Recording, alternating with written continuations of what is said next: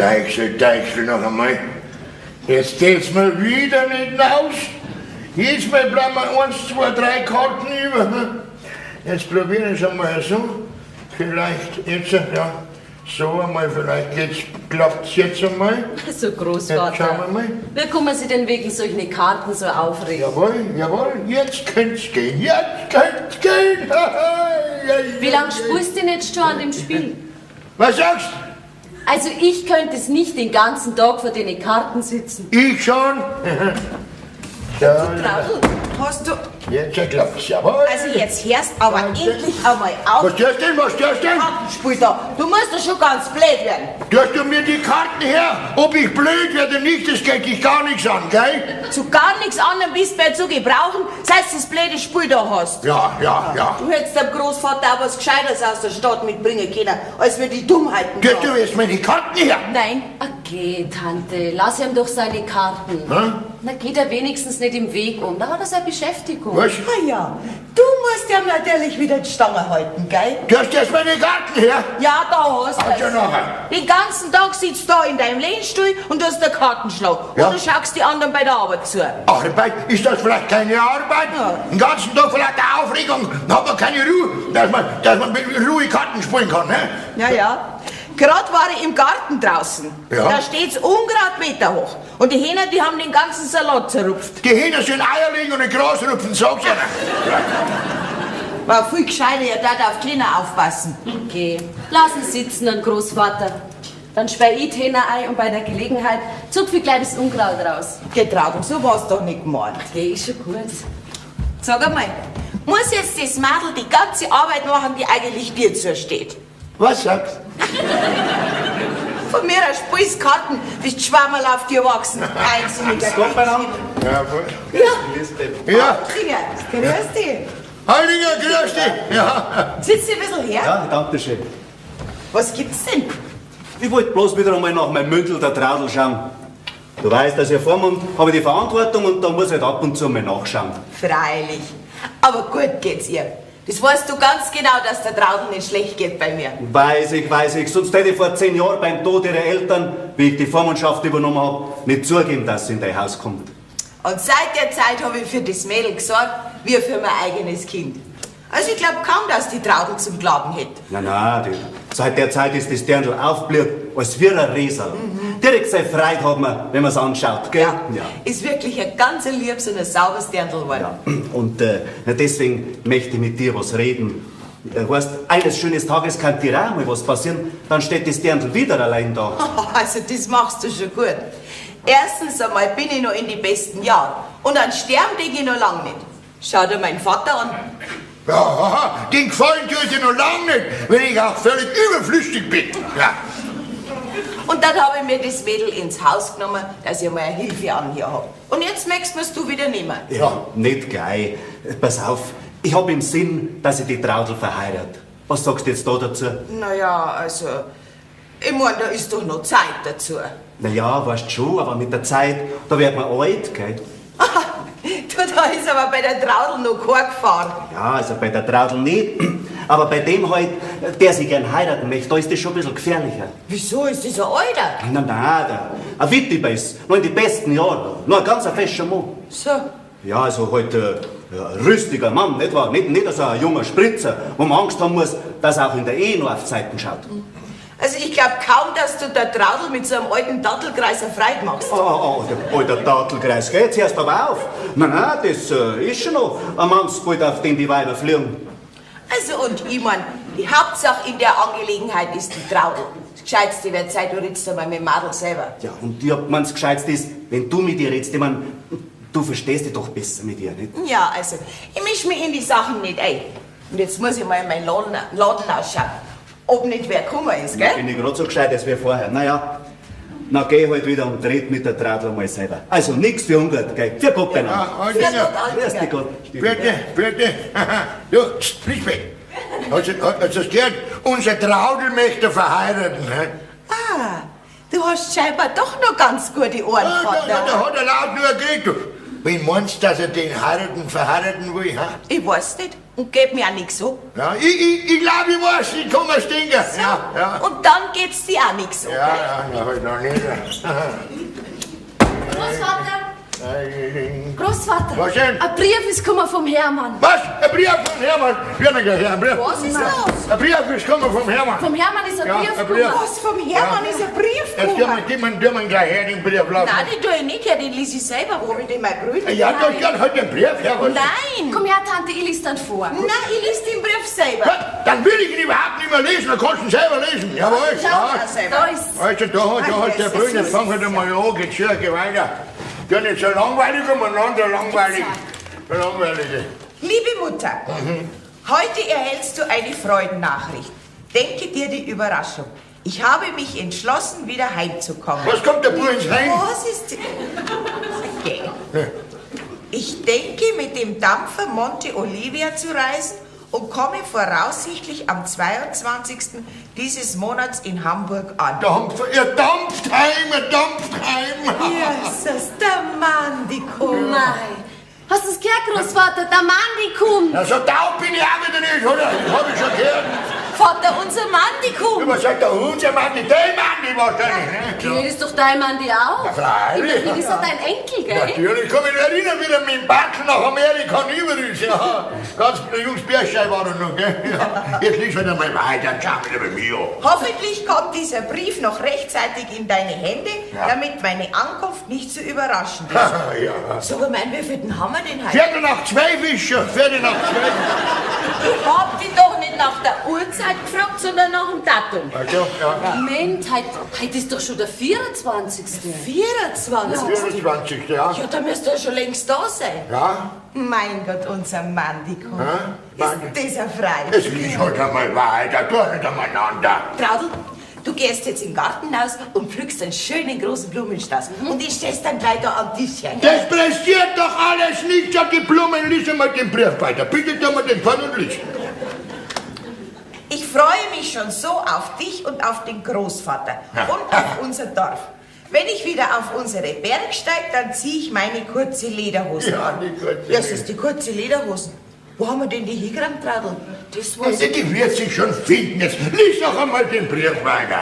Du, Tante, wie lange ist denn der Hermann jetzt schon fort? Ja, das sind jetzt 10 Jahre, seit mein Mann gestorben ist. Und da hat ihn damals mein Schwager mitgenommen nach Amerika. Ja. Das wird der Gaudi werden, wenn er erst kommt, gell? Ja, du kennst ihn ja noch gar nicht, gell? Na ja, von dem einer Bild halt. Ja, von dem Bruder mit dem großen Hut zwischen die Schildkröten und Affen und die 2000 Indianerweiber drin. Also jetzt macht's Ja, weiter. weiter. Vielleicht finde ich daheim eine liebe, nette Frau. Dann bleibe ich für immer bei dir und dem Großvater. Ist denn meine Jugendliebe, die Hartheiser-Resel, schon verheiratet? Was? Wie mag sie wohl heute aussehen? Ist sie immer noch so sauber wie früher? Ja, da. Das Hartheiser-Resel ist am Hermann seine Jugend. Ja. Ja, da hat er noch nicht gewusst, dass vom Heuwagen runtergefallen ist. Sag mal, war die früher mal wirklich sauber? Ja, freilich. Und bitte du nicht so viel auf deine Schönheit eingehen. Und jetzt laufst du mir gleich zum Hartheiser-Resel rüber und sagst, sie soll rüberkommen, weil der Mann nicht kommt. Ja, Jesus, die reiche Hartheiser-Resel und mein Bub. was? Das darf mir schon passen, wenn er Um die Gottes heiraten Willen, hat. diesen Deutschen, ja, bitte. Der muss, dass der seinen Geschmack verloren hat in Amerika. Der Mann, die fragt in seinem Brief, ob die Resel noch ledig ist. Also interessiert er sich auch dafür. Ja, und dann ist sie frei, wenn er den Deutschen sieht. Da weiß ich selber nicht. Ja. Nein, der sucht sich schon selber eine. Ja, das werden wir sehen. Ja, lies einmal weiter. Also, liebe Mutter, viele Grüße auch an den Großvater und Ja. die kleine Traudl. Ja. Dein Mandi. Was schreibt er da? Ja. Die kleine Traudel. Ja, man scheint, ich bin nur ein Kind. Ja, das ja. darfst du nicht so ernst nehmen. Weißt, ich habe ihm immer geschrieben, von der kleinen Traudl. Ja. Das schreibt er heute jetzt noch. Wenn er kommt, wird er schon sehen, dass du um 10 Jahre größer geworden bist. Ja. Gell? So, Traudl, jetzt mach aber voran. Wir haben noch einen Haufen Arbeit. Ja. Einen Gugelhupf musst du machen, Blumen musst du pflücken, eine Girlanden musst du binden mit einem schönen Willkommen drauf. Und zu der Hartheiser-Resel gehst du über. Was machst du in der Zeit? Ja, mich umziehen. Ach so. Weiß ich gar nicht, was ich zuerst machen soll. Mein Gott, Blumen pflücken, einen Kugelhupf binden, Girlanden bauen. Ach, aber zum Handheiser gehe ich nicht rüber, gell? Da kann der Großvater übergehen. Ich? Ja, freilich. Zu dieser greisigen Hex, da geh ich nicht lieber, weil die kann ich sowieso nicht leiden. Na ja, nicht. Also immer hast du eine andere Ausrede, wenn man dir was anschafft. Du gehst jetzt zum Hartheiser rüber und damit basta. Das pressiert doch nicht so. Doch, das pressiert schon. Ja, so wie ich ausschaue. So kann ich doch einen Mann nicht empfangen. Du tust gerade ein junges Mädel, die einen Hochzeiter erwartet. Der Mann, der macht dich auch, wenn du mit Nachthemd entgegenkommst. Ja. Okay, Tante, tu dich noch umziehen. Ich tu dabei die Girlanden binden und einen Kugelhupf bauen, damit der Mann dir einen recht schönen Empfang hat, gell? Ja, Ja. bist der liebste Mann, Ja. gell? Aber ich darf mich schon auch noch umziehen. Nicht, dass ich zu sehr abstich neben dir. Ja. Und ich zieh meinen Kommunionanzug an. Lisbeth, was ich noch sagen wollte. Ja. Traudl. Grüß dich Gott, Traudl. Grüß Gott, Herr Altinger. Gut schaust du aus, Ja, Traudl. Gell, gut schau ich aus, gell? Ist doch jetzt nicht gemeint. Du komm, jetzt halt mir das Madel nicht auf, Altinger, gell? Warum, um nochmal auf vorhin zurückzukommen, Lisbeth? Ja, ich hab jetzt keine Zeit, ich muss mich umziehen. Weißt, der Mandi kommt. Ja. Die hat's aber wichtig. Naja, macht ja nix. Traudl, ich hätte mit dir was zum Reden. Gern, Herr Altinger. Aber vielleicht geht's auch anders mal. Ich habe nämlich jetzt wirklich keine Zeit. Was war das noch am Wichtigsten, was du da zum Tor hast? Ja, Blumen muss ich pflücken, Girlanden muss ich binden, einen Kugelhupf muss ich bauen, ein bisschen schön muss ich mir machen. Warum denn das alles? Ja, der Mandi kommt. Also der Mandi kommt. Ja. Sag einmal, was ist denn bei euch überhaupt los? Der Mann, die kommt. Der Mandi kommt.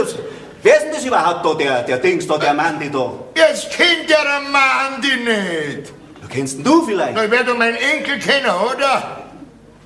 Ah, das ist dein Enkel, der in Amerika Ja, ist. freilich. Und der kommt zurück. Ja. Ja. Das wird jetzt schon ein ausgewachsener Bursch sein. Ja, freilich. Wie lange ist jetzt das her, dass der da drüben ist? Das wird allerweise 10 Jahre her Ja, sein. sowas, genau, ja. Ja, wie alt ist noch der jetzt? An die 30 wird er sein jetzt. Also, Ja.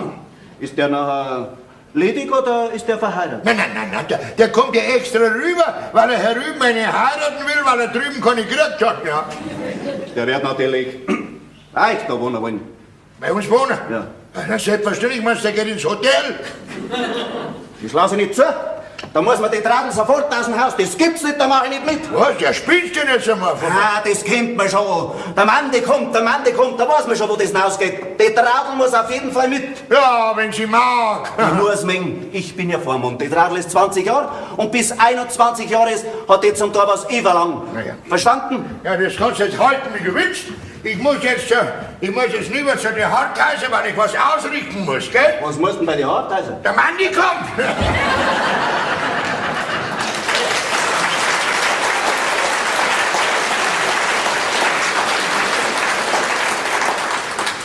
Wieder der Malefiz Mandi da. Jetzt Zeit, dass ich da einen Riegel vorschieb. Nicht, dass mir da noch ein anderer dazwischen kommt. Da muss ich mit der... Ja, der Herr Altinger ist noch da. Gut, dass du kommst, Traudl. Ich hab bloß auf dich gewartet. Das ist aber nett von Ihnen. Mei, wenn ich noch nicht die Hände voller Arbeit hätte. So viel Zeit wirst du schon haben für deinen Vormund. Bloß ein paar Werte. Also gut, dann reden Sie nur. Ich hör schon zu, ich tu bloß dabei die Blumen richten. Können die Blumen auch für den Mandi da? Freilich. Ah, der Herr Altinger soll aber nicht leer ausgehen. Da, Traudl. was ist denn? Ist er noch nicht gut? Doch, so gut war's mir schon lange nicht mehr. Ich hab mit dir was zum Reden. Ja, was war denn das? Mit deiner Pflegemutter. Ja. Und da hab ich schon geredet und die meinen, du weißt jetzt bald so weit, dass du heiraten kannst. Heiraten? Ich? Na, an sowas denke ich noch lange nicht. Ja, weißt du, Radl, ich als dein Vormund hab quasi die Verantwortung und da hätte ich dich halt gern versorgt gewusst. Aber gehen Sie, Altinger, ich bin doch versorgt. Schauen Sie, ich habe ja noch gar nichts gehabt von meiner Jugend. Und da soll ich jetzt schon heiraten. Vielleicht einen, den ich nicht mag. Du musst schauen, dass deine Zukunft gesichert ist. Geh. Haben Das Sie, hättest bei demjenigen, ja. haben Sie mir vielleicht schon einen ausgesucht? Freilich. Ein Wittiber ist nicht mehr ganz jung, So Fritz umeinander. Aber nur ein rechter Lieber und ein stattlicher Kerl. Und ein Geld hat er auch. Ein Geld hat er auch? Na ja, das ist doch schon mal was. Ja, das meine ich auch. Und recht gut fahren tut's da mit ihm. Nein. Einen, den ich nicht kenne, heirate ich nicht. So, und jetzt entschuldigen Sie mich bitte, ich muss nämlich hinaus in die Küche, der Gugelhub wartet. Jetzt bleib doch noch ein bisschen da. Ich hab dir noch gar nichts von deinem zukünftigen erzählt. Du kennst ihn schon. Kennen du ihn? Dann ist bestimmt kein Gescheiter. Na, das war ja nicht übel. Nein, die Übertragenen, die ich kenne, die sind alle nicht nach meinem Geschmack. Na, bist du noch nicht auf den richtigen Geschmack gekommen. Bist allebei an ihm vorbeigegangen, ohne dass du gemerkt hast, wie nah dass er dir steht. Und er hat sich immer so viel gesorgt um dich. Ja, das tut mir aber leid. Ja, ist denn einer aus unserem Dorf? Freilich. Ja, dass ich da noch nie was gespannt habe. Aber jetzt spannen Sie mich nicht länger auf die Folter. Wer ist denn derjenige? Das kann er dir nur sagen, wenn du mir versprichst, dass du mit keinem Menschen drüber redest. Ich sag ganz bestimmt nichts. Also?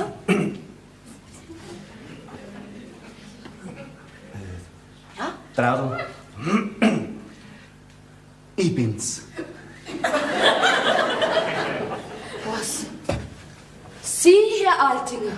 Gell? Das hätte man nicht gedacht. Gell, da schaust. Was sagst du jetzt da dazu? Mei, Sie bringen mich ja direkt in Verlegenheit. Ja, ich muss schon sagen, Sie haben sich wirklich immer um mich gesorgt und ich bin Ihnen auch Dank schuldig. Aber ich kann Ihnen doch nicht aus Dankbarkeit heiraten. Du sollst mir nicht aus Dankbarkeit heiraten. Ich mein, du kannst mich schon ein bisschen aus Liebe heiraten. Aus was? Liebe. Liebe. Also das hätte man nicht gedacht. Ich hab mir schon gedacht. Ich meine, ich hab mir's auch nicht gedacht, dass ich noch mal heiraten werde. Es ist einfach so über mich gekommen. Sag ja, Traudl, und du bist für deine Zukunft versorgt. Mei, Herr Altinger, entschuldigen schon, dass ich Ihnen da keine rechte Antwort geben kann. Überhaupt heute, wo ich gar nicht weiß, wo mir der Kopf steht, vor lauter Arbeit. Überleg nicht lang, Traudl, und sag ja. Ja, mei.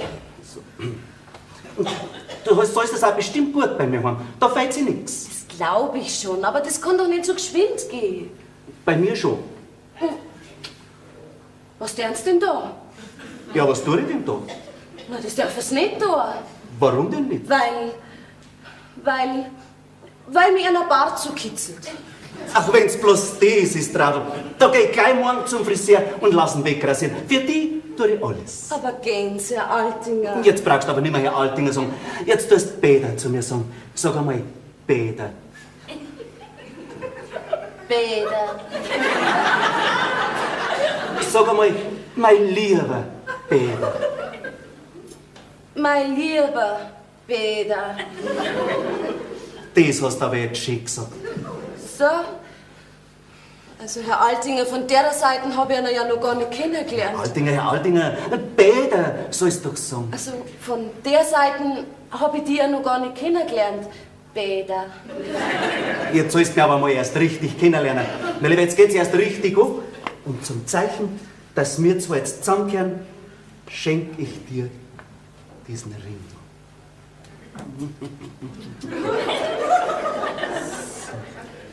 Das ist jetzt unser Verlobungsring. Das ist aber jetzt geschwind gegangen. Ja, bei mir muss schon geschwind gehen. Und in 4 Wochen, da tun wir dann heiraten. Und da bist dann Bayern. Freut dich denn das nicht? Schon, aber wenn es halt nicht so geschwind gegangen war. Bei mir muss alles geschwind gehen. Und jetzt gehe ich ganz geschwind zum Pfarrer über und mach das gleich während dem Aufgebot. Für die Gott Traudl, krieg ich nur einen Busserl.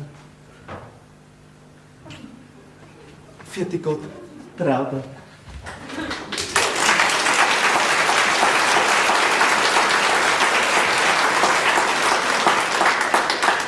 Jetzt sowas. Jetzt bin ich verlobt. Das ist aber schnell gegangen. Herrschaft, wie ist denn das jetzt so geschwind gegangen? So, ich bin jetzt fertig. Ja, Traudl, ja, was ist denn mit dir? Ist der Laus übers Leberl gelaufen? Was hast du denn? Stell dir vor, ich bin verlobt. Was bist du? Verlobt bin ich. Sag einmal, Madel, spinnst du oder fantasierst du? Jetzt red doch einmal. der Altinger, der hat schon so irgendwas gesagt, dass du heiraten sollst. Ja, und mit wem will er dich verheiraten? Mit ihm selber. Was? Mit ihm selber? Ja, Traudl, ja, dann wärst du jetzt die reiche Holzerbayerin. Ja, dann muss ich dir ja gratulieren. Na, so ein Glück. Ja, ich danke dir, Schitante. Aber, Was aber? naja, wenn's halt nicht so geschwind gegangen war. Schau, den Ring hat er mir auch schon geschenkt. Ja, mein Gott, na, der Altinger, das ist halt ein Mann in die besten Jahre. Ja, der hat keine Zeit mehr, der darf nichts mehr versäumen. Ja, das ist ja, was mir durch den Kopf geht. Ich hab mir halt gedacht, ich heirate mal einen jungen, feschen Burschen. Aber nein, der Herr Altinger kommt daher. Möchte mir zur Frau und ich war überhaupt nicht gefragt. Mein Gott, da musst du ein Auge zudrücken. Schau, was die reiche Holzerbayerin wärst. Ach, geh. Und an den Alten, an den Altinger, da wärst du schon noch gewöhnen, gell? Meinst Ja, freilich, man gewöhnt sich an viel im Leben. So, jetzt mach aber zu, wir haben noch einen Haufen Arbeit, bis der Mann kommt. Heute freut mich der ganze Mandi nicht mehr. Ja, sei so gut. Hast du den Kugelhof schon angerührt? Na, Na. Ja, was meinst du, was der Mann sagt, wenn er einen Kaffee ohne Kugelhof kriegt? also gut, dann machen wir halt einen Kugelhupf. Aber heute freut mich wirklich überhaupt nichts mehr. Ja, sei so gut. Mein Lieber, das, wenn der Altinger hört. Jesus, der Altinger. Mei, der hat ja zu mir gesagt, ich darf niemandem was sagen. Gell, Tante, du sagst niemand was. Nein, wenn er es nicht haben will, dann sage ich auch nichts. Ja, Gell? hast schon recht. Mein Gott, nein. Mach das Madel so ein großes Glück und lass deinen Kopf hängen, wie ein Handy Bauchweh hat. Wo kommst denn du jetzt her? Vom Hartheiser. Hast du es am Ressel gesagt, dass der Mann kommt? Nein, Ja, warum nicht? weil die Rese mit ihrem Vater auf der Wiesn beim Odeln ist. Warum bist du dann nicht auf die Wiesen ausgegangen? Auf diesen Geruch kann ich verzichten. Ja. Außerdem habe ich ausrichten lassen, wenn die Resi heimkommt, soll es zu uns rüberkommen. Na ja, dann wird's schon kommen. Ja, Mei, oh mei, oh mei, oh Ja, mei, Kind, oh mei, was ist denn los? Sagt's einmal, was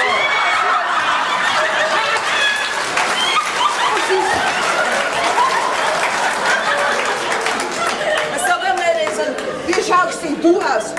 Ja, wie soll ich denn ausschauen, wenn ich vom Odeln komme? Meinst du, die kommt dann daher, als wäre eine gnädige Frau? Also, was ist los? Ja, Ressel, wir kriegen einen Besuch. Ein Besuch? Ja? Und deshalb muss ich da rüberkommen? Ich schmeiß alles hin, weil ich mal wunder, was los ist, und saus da rüber und ihr kriegt einen Besuch? Sag einmal, meinst du, ich hab meine Zeit gestohlen, hä? schrei mich nicht so an. Jetzt komm, Ressel, jetzt reg dich nicht so auf. Ich hab das ja bloß gut gemacht. So, also dann red wenigstens, was ist? Der Mann, kommt. Der Mandy. Ja, Und deshalb muss ich da rüber? freilich. Steigt's mir doch alle zwei am Bugel auf. Jetzt bleib doch einmal da, Ressel. Kennst denn du einen Mann nicht mehr? Mein Burm, der nach Amerika ausgewandert ist. Mann, den Mann. Ah, den Mann. Ja, den Mann. Ja, freilich kenn ich den. und der kommt wieder. Ja, der kommt. Mit dem habe ich ja früher schon ganz gern gespernzelt. Ja, freilich. Mei, das war so ein netter Bub. Siehst du es, Ressel? Und das weiß der Mann noch ganz genau. Schau her, was er in seinem Brief schreibt. Kann der schreiben auch? Ja. Vielleicht finde ich daheim eine liebe, nette Frau. Dann bleibe ich für immer bei dir und beim Großvater.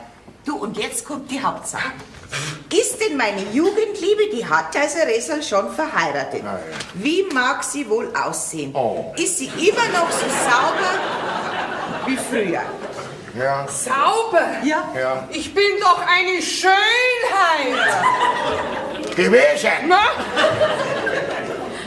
Mei, der Mann, Kim. Ja, da muss ich ja sofort heimgehen und muss mich waschen und muss mich umziehen, wenn der heute kommt. Wann kommt er denn, dass er eine Freude an mir hat? Ja, gell? was, das kann sein, dass er heute noch kommt, kann aber sein, dass er erst morgen früh kommt. Ja, ich muss aber das schon genau wissen. ob er überhaupt kommt. Ja, warum musst du das genau wissen? Ja, nicht, dass ich mich umsonst wasche.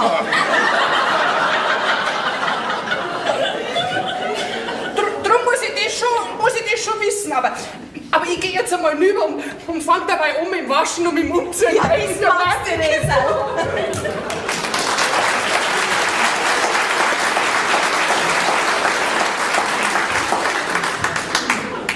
Und du sitzt wieder da in deinem Lehnstuhl, redst nix, teilst nix und tust so, wie wenn dir die ganze Geschichte nichts anging. Ich kann es erwarten. Du kannst es erwarten. Ja. So. Ja. Sag einmal, Was? der Fünfezug, der ist doch schon lang da. Der Mann, die müsste doch schon lang da sein. Ja, der kommt ja noch. Das Warten macht mich doch ganz krank. Jetzt seid ihr nicht so aufgeregt. Ja, sag weil noch es einmal. wahr ist, nur meiner. Ja. Jesus, Was denn? die kurze Lederhosen haben wir vergessen. Mein.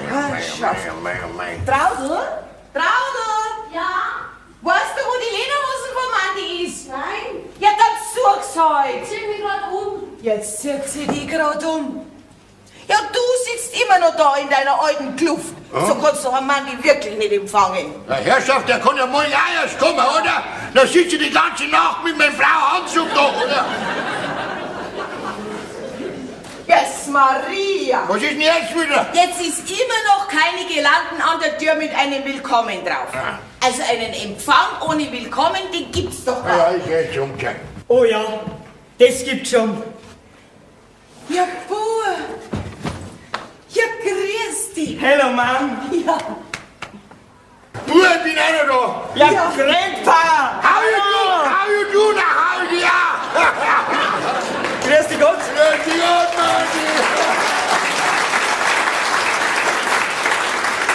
jetzt lass dich mal anschauen. Mein ganz amerikanisch Ja, mein- schaut's ja. aus. Du komm, jetzt sitzt du hier, mach das bequem. Ja. Magst du einen Kaffee oder magst du ein Bier oder magst du einen Kugelhupf oder magst du eine Brotzeit, was magst Gut schaust aus. du? Ja, ganz gut. Geh Mutter, das pressiert doch alles nicht. Du, ich hab jetzt keinen Hunger und keinen Durst. Ne? Nein. Kein Nummer, kein Gast, oder? Und du bist immer noch nicht umgezogen. Geh Großvater, Was denn? bleib doch da. Du gefällst mir genauso gut in deinem alten Wolljanker. Ja. Jetzt machst du keine Umstände. Den ganzen Tag sage ich, er soll sich anders anziehen. Was tut er? Nix. Ich wollte mich schon dauernd umziehen, aber immer kriege ich eine andere Arbeit angeschafft. Ah, ja. So der Hartheiser Resi habe ich auch nie überlaufen müssen, ne? Ja. Ja. So Hartheiseresi. Ist die schon verheiratet? Nein. Ich hab's ja schon gesagt, dass du kommst. Ja? Ja. Weil sie freut sich schon. Ja, dann ist schon recht. Du kannst dich auch freuen. Ja. Aber jetzt passt auf, ich hab euch alle was mitgebracht. Ja? Was mitgebracht Was hast hast. du Da mitgebracht? da wird's jetzt Ja, da angefangen. bin ich neugierig. Ja, gespannt. Ja, Schau her, Mutter. ja. Und für mich auch was. Das ist für dich. Das ist für mich. Ja?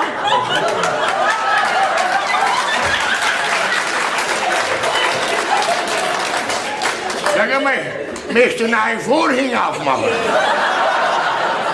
Naja, also ich weiß nicht, ob ich das anziehen kann. Ja, und das ist ja ganz zipfelig da unten.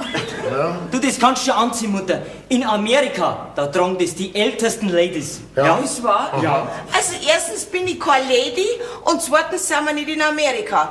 Also ich glaube, wenn ich das Gewand anziehe, dann lachen die Rindviecher hinter mir.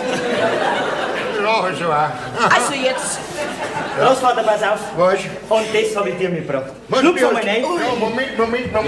Lass die Zeit. Jetzt ein Schlupf rein. Halt, Ja, halt, wo halt, halt. geht's denn da hin? Da geht's rein. Da ist er nachher. Andersrum. Jetzt. Ja, jetzt. Das ist eine schöne Montur, ja. Das ist was für den Winter, Ja. ne? Für was ist denn das Seil da? Ich bin ja kein Kapuziner, oder? Grandpa, das gehört zum Zusammenbinden, weil keine Knöpfe dran sind. Das ist ja nicht einmal Knöpfe haben sie in Amerika. Du, der wird da ganz gut auf deinem Sessel. Ja. Im Winter, ja, wenn das Aber ganz sag's mal, wo ist denn eigentlich die Traudel? Jesus, die Trauben. Die haben wir ganz vergessen Ja. vor lauter Freude. Ja, die Traude. Hier habe ich nämlich auch was mitgebracht. Ja, was hast du? Maria! Ja, was lacht ihr jetzt noch? Aber Heike, Papa, Heike, Papa! Ja, Grüß dich Gott, Hermann. Grüß Gott. Ja. Das ist bestimmt das Hartheiser-Resel. Aber Grüß dich Gott, Resel. Da hast du nicht gehabt. das ist unser Traudel. Ja. Was? Das ist die Traudel? Ja? Ja, aber du hast doch immer geschrieben von der kleinen Traudel. Ja, mei. Ja, du, schau mal, der kleine Traudel, Ich habe mir ganz anders vorgestellt. was der Manni von Amerika mitgebracht hat.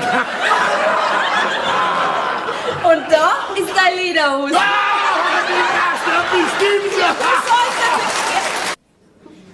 Bist du ein liebes Pupperl. Du, wenn's ganz brav bist, dann kriegst du auch noch das schöne Jopperl von mir, gell? Mein Gott. Vor 15 Jahren, wenn ich so eine schöne Puppen zu Weihnachten gekriegt hätte, die höchste Freude hätte ich gehabt. Das ist schon ein lieber Kerl, der Mandi. Ja. Traudel, was machst du denn da? Hier ist das der Großvater. Ich hab mir gedacht, ihr seid spazieren gegangen. Nein, wir sind schon wieder zurück. Mein Gott. Ja. Der Hermann, wenn mir jetzt mit der Puppen hätte spielen sehen. Was hätte denn der von mir denkt? Was sie denkt hat, dass du das kleine Madel bist, für das er dich gehalten hat. Ja. Aber du sagst nichts am Hermann, gell? Ja, mein gar Gott, nicht, sag. ich darf mich ja blamieren. Ja, nein, das brauchst du gar nicht. Aber jetzt komm mal. Okay, lieber hinaus. Ihre sehenswerteste. Ja. So, jetzt wirst du aber Hunger haben, ha? Na Mutter, ich bin nicht gewohnt, dass ich am Vormittag was isst. Na, ein bisschen was ist schon. Nein. Weißt du was, ich hol dir ein bisschen Wurst und ein Na Keks, du, gell? wirklich, bleib da. Ich möchte mir den Appetit aufs Mittagessen nicht verderben. Okay. Na, aber Das ich hat's bring für einfach dich. nichts nehmen. Was ist denn mit dir? Ach, mit meinem Fuß schon wieder, weißt du? Eine Durchblutungsverstopfung habe ich schon. Ja. So. Seid ihr wieder zurück vom Spazierengehen? Ja. Was schön?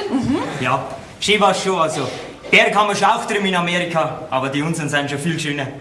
Also schön ist schon bei uns daheim. Ja, und jetzt darfst du dann nicht mehr fort. Ja, das weiß ich noch nicht, Mutter. Vorläufig habe ich einmal Urlaub auf unbestimmte Zeit. Naja, und was die Zukunft bringt, wer kann das schon wissen? Ja. Meinst du das nicht auch, Traudl? Ja. Ja, also jetzt tut's euch ein bisschen unterhalten. Ich gehe jetzt in die Küche raus. Mandi, was machst du denn heute Mittagessen? Also Mutter, wenn du mich so fragst, dann möchte ich am liebsten Schweiners mit Kraut und Knödel. Nein, danke, das haben wir gestern gehabt. Ja. Du Großvater, ich habe das jetzt so lange Zeit entbehren müssen und heute hätte ich den rechten Appetit drauf. Ja. Was? Nein, da streik ich. Da wandere ich auch nach Amerika. Da kann ich drauf verzichten. Du, wenn der Mandi Schweiners mit Kraut mag, dann kriegt der Mandi auch Schweiners mit Kraut. Und wenn er es 8 Tage hintereinander mag. Was? 8 Tage hintereinander das Gleiche? Meiner Söhne, das muss er mir zum Haus rausbringen. In der Mann die 8 Tage Schweinenes will, dann kriegt er 8 Tage. Und wenn ich 8 Tage, ich mach kein Schweinenes, dann muss ich trotzdem fressen. Ne? Was der Mandi will, das kriegt er. Und damit passt er. Ja, Schutter, machen wir lieber. Geh, Traudl, setz dich her zu mir, komm. Ach du, ich muss jetzt der Tante in der Küche helfen. Du, die Mutter wird allein auch fertig in der Küche. Komm, setz dich her. Und du auch, Großvater, komm. Ja. Nein, ich sitze da auch recht gut, ja. Warum? Ja, der Großvater steht nicht gern auf von seinem gewohnten Platz. Ja. Ach so, ja. Ja. Naja. Ist das ein Kaugummi? Ja, magst du einen? Na, Dankeschön. Den kannst du behalten. Da weiß ich mir schon was Besseres. So. Und was wäre dann das Bessere? Ein Bärendreck? Ein Bärentrick. Herrschaft, wie lang ist das her, dass ich das letzte Mal einen Bärentrick gegessen habe? Magst du einen? Hast du einen? Freilich, im Laden draußen. Ja. Ich hol geschwind an. Ja, ist schon recht. Bergdreck. Lakritze heißt es. Ach so, ja, Lakritze heißt das. Schau her. Bald ab. Oh. Das geht nicht. Ich wollte ja nur vom Bärentrick abbeißen. Ja, das kennt man schon. Aber gell, unser guter alter Bärendreck ist schon was anderes wie ein amerikanisches Club. Ja, du hast recht. Wo gehst denn du hin, Großvater? Ich muss einmal hinaus. Wohin? Hinaus. Ja, aber hinaus, ich muss halt einfach einmal hinaus, oder? Verstehst du schon, dass ich oder gehst du herin hinaus, oder?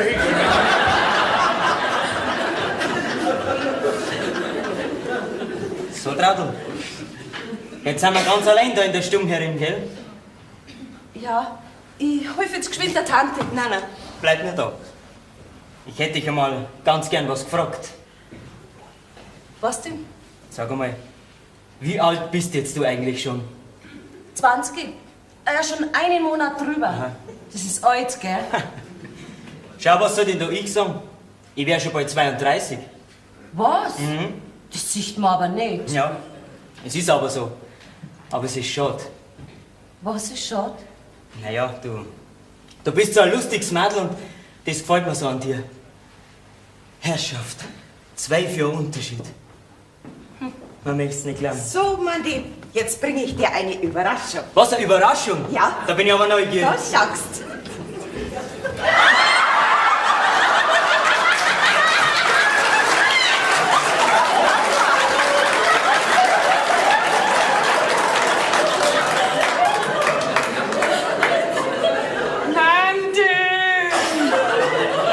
Du Traudl, wer ist denn sie?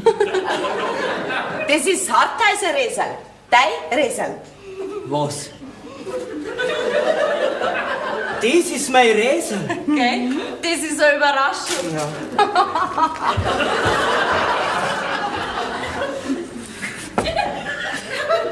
Nach der Heimat zogst dich wieder nach dem teuren Mutterhaus, wo schon wartet treu und bieder dein Räsal mit dem Strauß aus.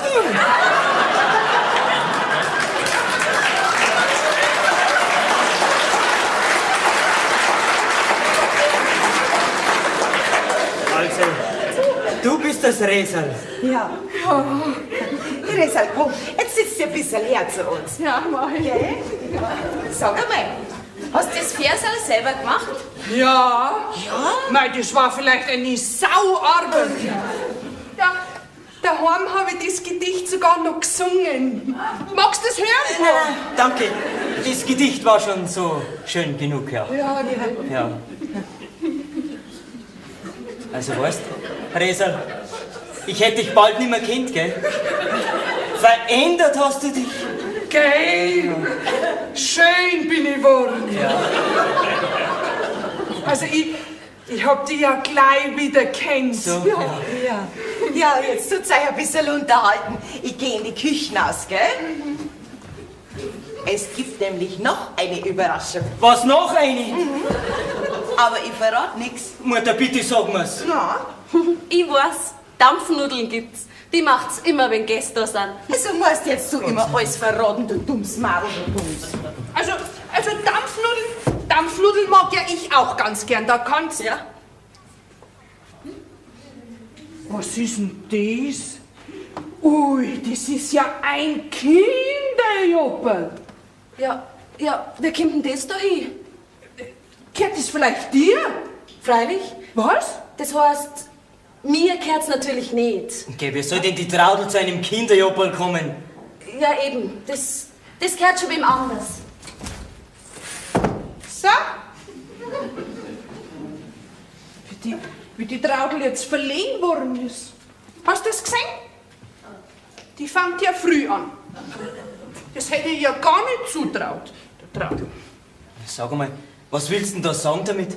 Dass die Traudel... Ach, das gibt's doch gar nicht. Schau, trau wem.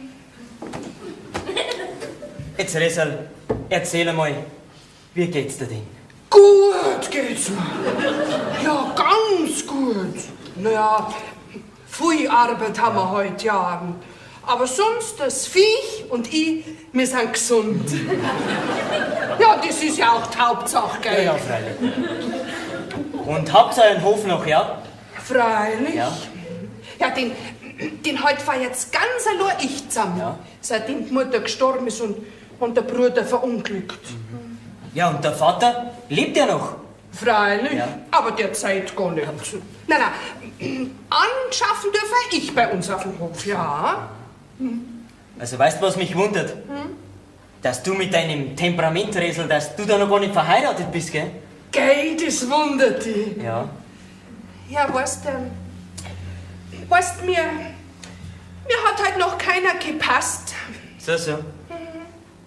Ja, bei uns im Dorf, da sind sie alle so geschört. Ja. Ja, und aus dem Dorf komme ich nicht raus, weil ich halt so viel Arbeit hab, ja.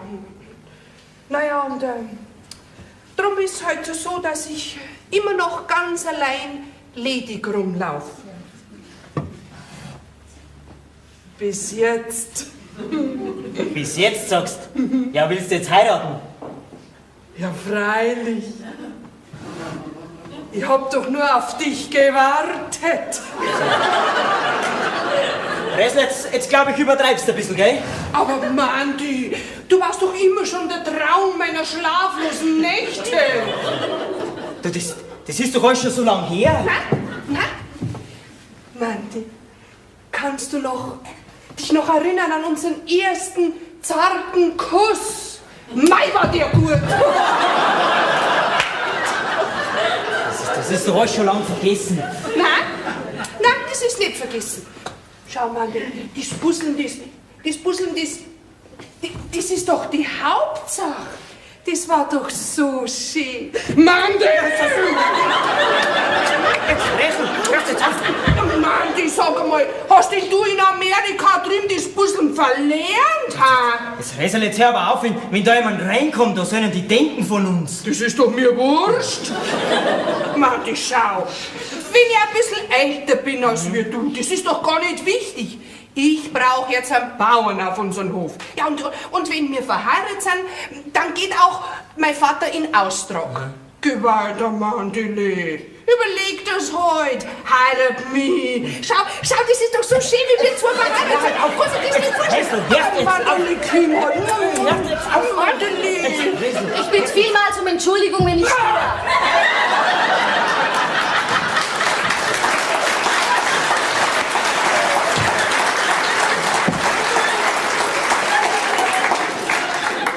Die Anu daher. Was willst du überhaupt jetzt da? Ich muss einen Tisch decken. So. Kannst du das nicht draußen machen? Du, Traudl, ich hätte dich einmal ganz gern was gefragt. Lass mir mal Ruhe. Du, vielleicht kann ich dir beim Tischdecken behilflich sein. Danke, bin bisher auch ohne dich fertig worden. Hermann, ich bin auch noch da. Ja, ich weiß schon, Resl, aber ich hätte von der Traudl ganz gerne mal was gewusst. Das kann ich mir schon denken, was du wissen willst. Wem das Kinderjopperl gehört, was das vielleicht für eine Bewandtnis hat. Gar keine. So, Du, Traudl, hast du das Kinderjackerl selber gekäkelt? Das braucht dich gar nicht zu interessieren. Ich möchte aber gern wissen, für wen das Jopperl bestimmt ist. du hörst es doch, dass ich nicht sagen will. Na, gib doch wenigstens Ruhe. Und sie wird schon wissen, für wen das Kinderjopperl gehört. Ja, das weiß ich auch. Und Gott sei Dank, dass ich's weiß. Aber dich geht's nix an. Das interessiert mich doch auch gar nicht. So. Überhaupt nicht. Weil sowas bleibt ja sowieso nicht lang verborgen. Mach doch du deinen Mund nicht so weit auf. Also wie du dich bei den Mannsbilder benimmst, gibt's kein Wort in unserem Dorf. Ja, was fällt in dir ein? Sag mal, wie redest du überhaupt? Ja, so wird das Fang nicht brauchen. zum Streiten, noch was. So ein Da geht's ja recht lebhaft zu. Das ist gewiss der Hermann Moosrenner, der Mandi. Ja, der bin ich. Und mit wem hab ich das Vergnügen? Ich bin der Peter Altinger, der Vormund von der Traudl. Ach so, ja. Grüß dich Gott, Traudl. Wie geht's dir denn, hä? Nee, das mag ich nicht. Na, geh, schau, jetzt kitzelt's doch nimmer. Das ist gleich. Ich mag's trotzdem nicht.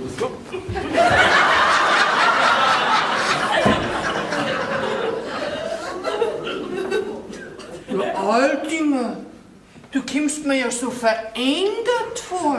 Das ist nur rein äußerlich. Ach so? Sie, Herr Altinger, Sie stehen ja auf sehr familiären Fuß mit dem Jana Mündel, muss ich feststellen.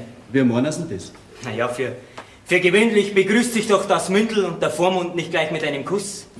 Ach so, meinen Sie. Da kann einer schon einen Aufschluss geben. Ja, das darf mich schon interessieren. Die Traudl ist nämlich nicht nur mein Mündel, sondern auch meine Braut. Was sagst du? Ihre Braut? Ja, das sind Neuigkeiten. Mein lieber Schwan. Ja, dann muss man da ja gratulieren, Altinger. Ja, ich gratuliere dir ja recht herzlich. Ja, wenn ich also jetzt das so nachdenke und so überlege, dann wird ja die Traudl Holzhofbäuerin. Ha? Hör dir wieder auf, du kriegst noch einen Schüttelfrost. Siehst Siehst du's? Jetzt wissen wir auch, für wen sie das Kinderjupperl braucht. Jawohl. Ta. So eine scheinheilige Kur, diese Traudel. Aber da muss ich jetzt gleich zur Verlobung gratulieren. Ja, Traudel. Herr Altinger, nehmen Sie doch Platz, bitte. Ich wollte bloß nach meiner Braut schauen. Ja, die wird schon kommen. Sitzen Sie einer her, dann können wir uns ein bisschen unterhalten. Ich wüsste nicht, was wir zwei zum Besprechen hätten. Also, verlobt sind Sie mit der Traudel, haben Sie gesagt. Das ist komisch, dass sie mir da kein Wort gesagt hat davon. Weil ich nicht haben hab wollen, dass sie was sagt und drum hat sie auch nichts gesagt. Ja, und wie lange sind Sie verlobt, wenn man fragen darf? Lang, ist noch nicht her. Übrigens, er geht das überhaupt nichts, so merkt das ja nicht das. Doch, das heißt, weil doch die Traudel schon so lange bei meiner Mutter im Haus wohnt. Na und? Ich bin der Vormund. Was ich sag, das ist Geschichte. Und darum wird's Bayerin. Meine Bayerin, verstanden? Ja, da brauchst du ja jetzt doch nicht so aufregen drüber. So. Also, Mandy, ich geh jetzt wieder rüber, gell? Ja, ist schon ich komm dann später noch mal rüber. Mandy. I loves you, baby.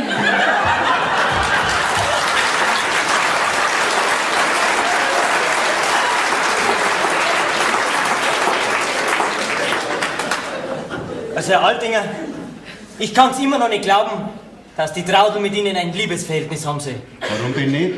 Er hat scheinbar auch in den Augen gestochen. Wie kommen Sie denn da drauf? Ich kenne ja das Mädel kaum. Folglich geht's ja leider gar nicht so. Merken Sie ja nicht das? Ja, sagen Sie mal, warum denn jetzt der gereizte Ton? Sie, die Traudel kommt für mich nicht in Frage. Ist ja schließlich 12 Jahre jünger als wie ich. Na und, was sagt das schon? Allerdings, wenn man bedenkt, dass Sie die Traudel heiraten wollen. Sie sagen Sie mal, Herr Altinger, wie alt sind denn Sie eigentlich? 40. Was? Vorbei.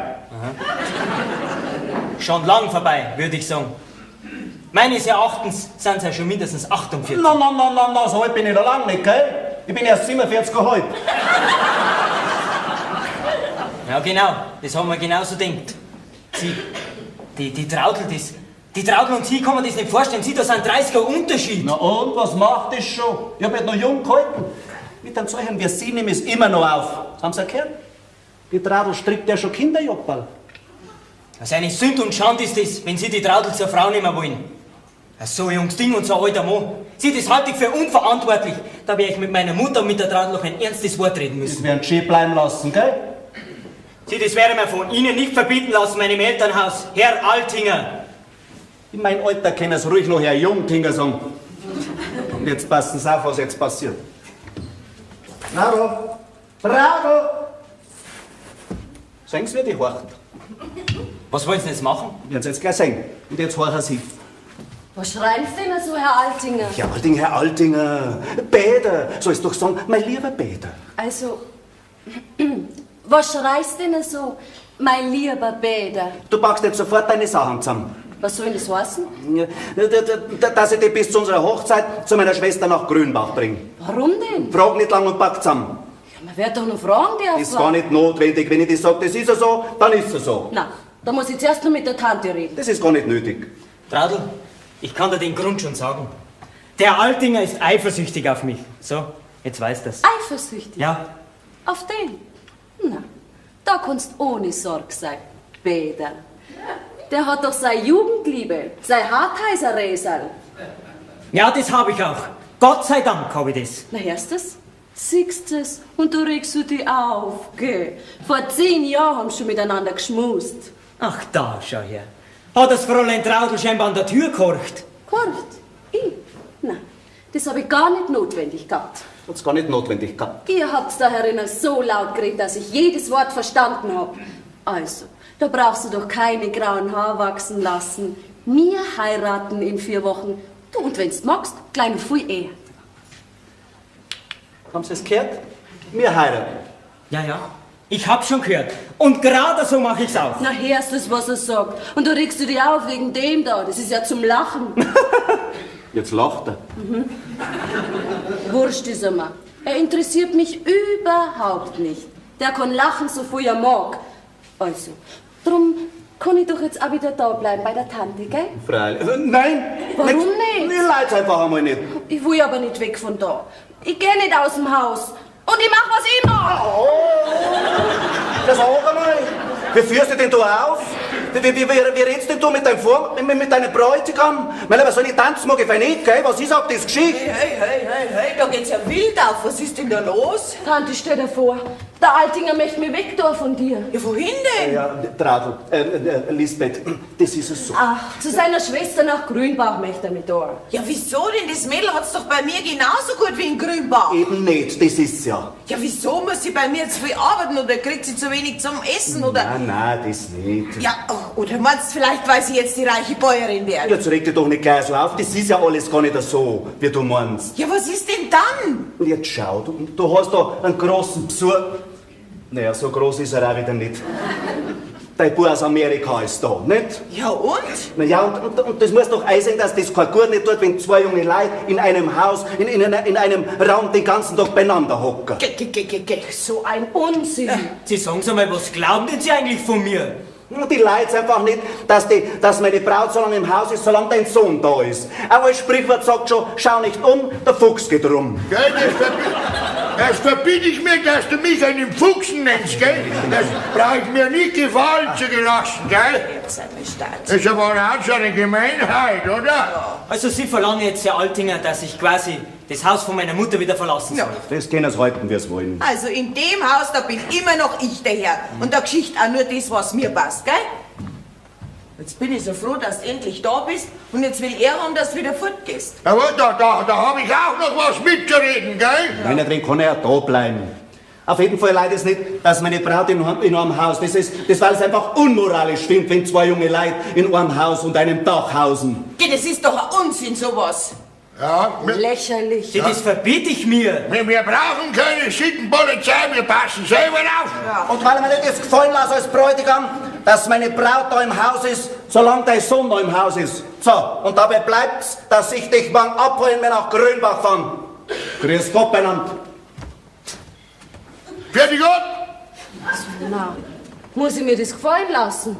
Wie eine dumme Rotzbitten behandelt er mich, ja, Vormund Bräutigam. Na, also was Sachen sind das?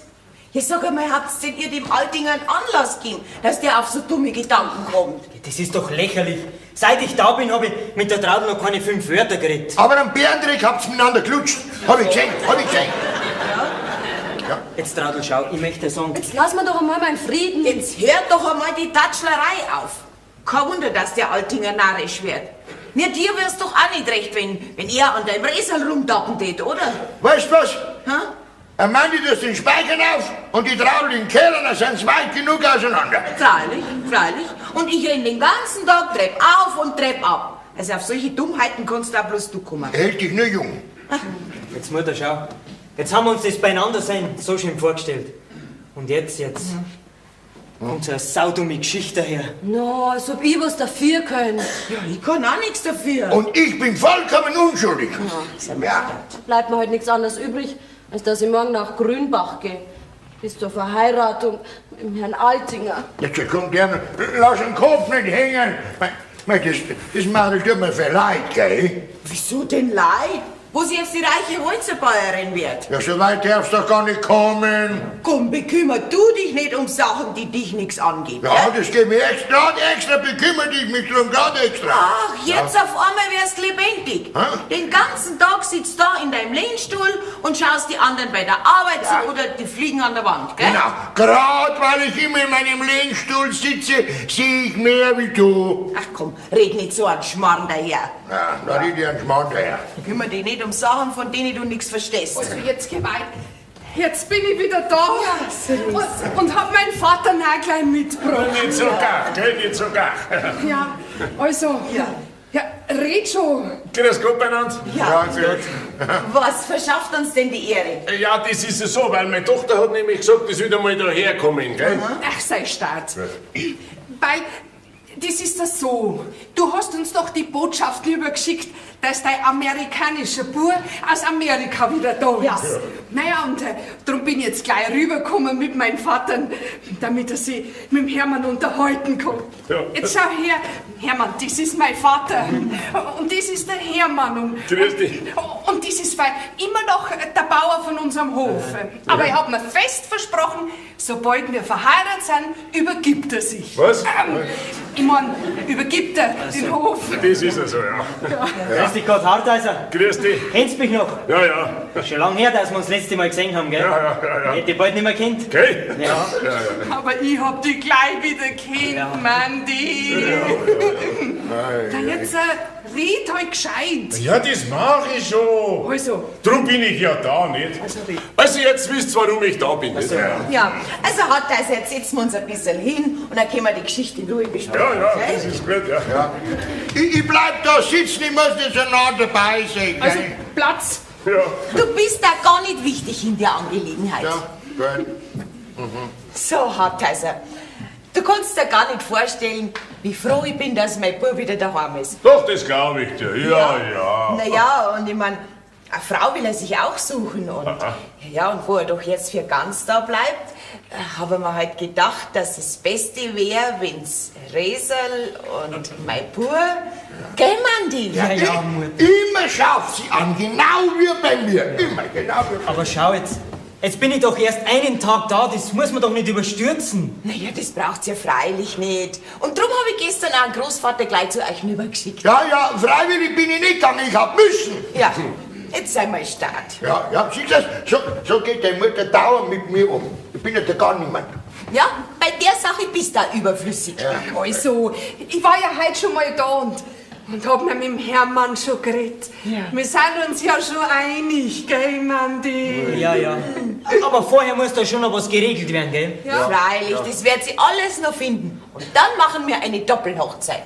Ja, weil die Traudel, die heiratet nämlich den Altinger. Also weißt Mutter, so weit sind wir noch lang nicht. Doch? Jetzt sag einmal, Hermann, verstehst du eigentlich was von der Ökonomie? Ich? Ja. Rein gar nichts. Ja, aber Vater, das ist doch auch ganz gleich. Nein, das ist nicht gleich. Das ist nämlich so.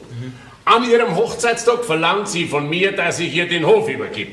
Folgedessen muss der Bauer was verstehen und Sachen zusammenhalten. Aber es regiert doch als Resel bei dir daheim, oder? Nein, das kannst du nicht sagen, gell? Weil, wenn wir einmal verheiratet sind, dann tue ich genau das, was mein Mann mir anschafft. Wenn's mir passt. Ja, Gell, Mandy? darum muss doch der Bauer was verstehen, nicht? Ach, Also, und wie schaut's aus? Was verstehst du von der Viehzucht? Naja, also, mit deinen paar Kühen, da wär schon noch fertig werden. Oh, haben wir lieber ein paar Kühe, 48 Stück. Und 4 Ochsen. Ja, mit deinen Ochsen nehme ich auch noch auf. na also. So, und wie schaut's noch mit dem Territori aus? Ja, aber über dieses Thema, da musst du schon mit der Mutter reden. Jetzt wird's interessant.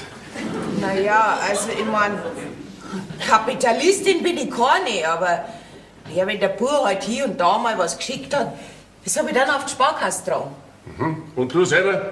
Hast ja gar nichts gespart in Amerika. Nein, das ist nicht der Rede wert. Sauber. Und wie viel hast du auf der Kasse? Naja, das werden immerhin so 1000 bis 1500 Mark sein.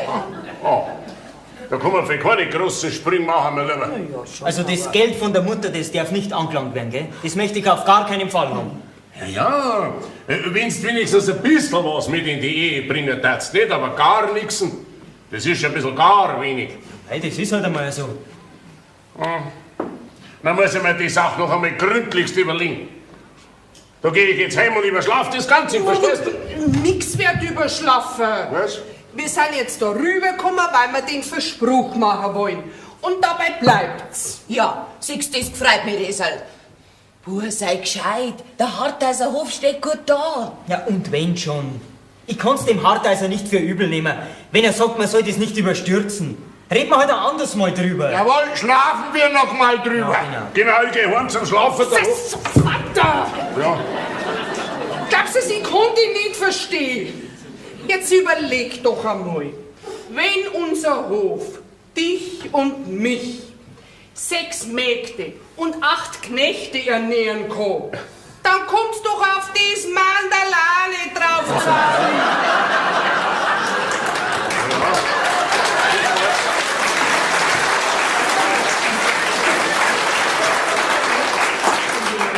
Mandy, brauchst keine Angst nicht haben. Du darfst mich heiraten. Zu so einem Weiberl kann ich dir nur gratulieren. Dankeschön. Ja. Siehst, Resal, das freut mich, dass du so standhaft bist. Ja. Jetzt ist das ganze Essen anbrennt. Und Was? die Dampfnudeln sind auch zusammengefallen. Ja, das war ja meine schöne Dampfnudeln. Das kommt bloß von einer Malefizratscherei. Jetzt darf ich das angebrannte Essen wieder essen, ne? Aber das war doch jetzt wichtig, dass wir das ausgeredet haben. Ja. Und du wärst zu deinem Grießbrei schon kommen. Von wegen Grüßbrei. Apropos Grüßbrei. Jetzt kriege ich Hunger, jetzt wird heimgegangen. Also gut, ausgeredet ist ja eigentlich schon alles, gell? Du gibst uns deinen Segen, du bist sowieso einverstanden, du hast nichts zum Mitreden. Der Mandy ist glücklich und ich bin am glücklichsten. Und ich habe da wer gar nicht mehr gefragt. Ist doch gar nicht notwendig. Jetzt geh weiter, Vater. Ja. Also, Resal, jetzt bitte schon.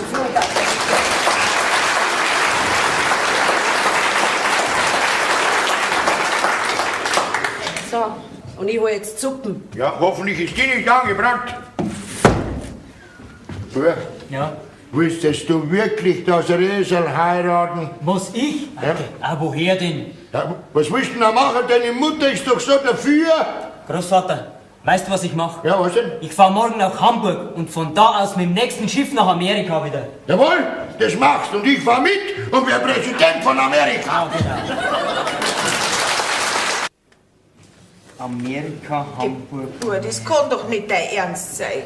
Warum denn nicht, Mutter? Ach geh, jetzt bist kaum ein paar Tage da und jetzt willst du schon wieder fort. Du kannst doch deinen Großvater und mich nicht wieder allein lassen. Magst mich den nicht mehr? Schau, Mutter, ich hab dich genauso gern wie früher, aber es gingen Dinge in mir vor, die stärker sind und meine besten Vorsätze über den Haufen werfen. Also, ich kann ihn nicht begreifen. Dann sag mir's halt. Schau, Mutter, mit Worten lasse ich das schlecht sagen. Ist's wegen dem Resal, gell? Ja, das auch. Magst das nicht mehr? Was heißt mögen? Heiraten tue ich einmal auf gar keinen Fall. Mein Gott, nein. Ich hab mir das so schön vorgestellt. Ich hab mir gedacht, ich mach dir eine Freude, wenn ich dir gleich eine Frau präsentiere, die Geld hat. Schau, Mutter, deine guten Absichten in Ehren, aber das Resal passt doch nicht zu mir. Die muss da als Schwiegertochter aus dem Kopf schlagen. Ja gut, aber dann sag's ihr doch klipp und klar, dass du es nicht mehr magst.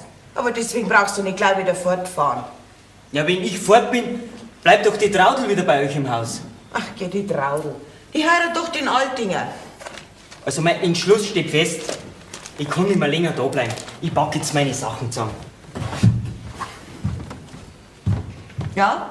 Und du? Was? Du sitzt natürlich wieder da hinten in deinem Lehnstuhl, redst nix, teilst nix und tust so, wie wenn dir pur gar nichts anging. Da rennst doch du da und auf hinein, ich bin ja überflüssig, ne? Ja, da sieht man's wieder mal, dass du kein Herz im Leib hast. Aber bitte, dir ist ja noch nie was gelegen an dem Hermann. Ja, was redest denn du für einen Blödsinn? Ich hab den Burm genauso gern wie du, wahrscheinlich noch gernerer. Und jetzt da einmal ein Wörterl sagen. Aber da sieht man's wieder, dass du kein Herz im Leib hast. Und dass dir das ganz gleich ist, ob der Bub in Amerika ist oder da ist. Blödsinn. Vater, Was denn?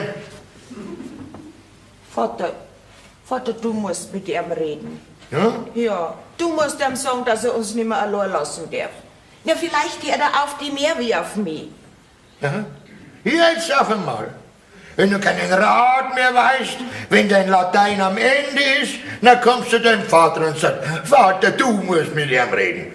Aber sonst bin ich ja da gar niemand, der geht im Weg um, der Hausdepp, ne? Red doch nicht so einen Unsinn. Aber auf mich hört er nicht mehr. Ja, gut. Gut, ich rede mit ihm, ich werde ihm noch zur Reissombrieren. Ah, da kannst du dich verlassen drauf. Ja, Vater, Ja. mach das auch gut, gell? Ja, mach ja. Ja. Aus Gangstam. Du, und jetzt werde ich meinen Garten nach meiner Wäsche schauen, gell? Ja. Ja, ein Quitter war zuerst da, habe ich schon gesehen, dass ein Quitter kommt. Ja. Ja, sag, dass die Wäsche nicht nass wird. Du, Vater, komm, helf mir geschwind. Hä? Dann wäre ich nass, gell, oder? Außerdem habe ich eine ganz wichtige Mission. Also. Ja, also mach das auch gut, Vater, gell? Ja, mach ich schon. Da bin ich wieder recht. Ja. Geh, Bub, was ist denn? Willst du jetzt wirklich wieder einpacken? Hast du erst auspackt? Großvater, ich kann nicht anders. Gar nicht anders. Red hier ganz Mann. Möchtest mir und deine Mutter wieder allein lassen, ha? Ja, nicht gern, aber ich hab mir das halt auch anders vorgestellt. Ah, Blödsinn. Ja, weiter, bleib halt da. Ich versteh nicht. Kannst doch da bleiben.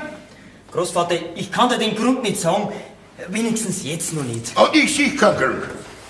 Herr Hermann, was machst denn du da? Ja, einpacken. Ja.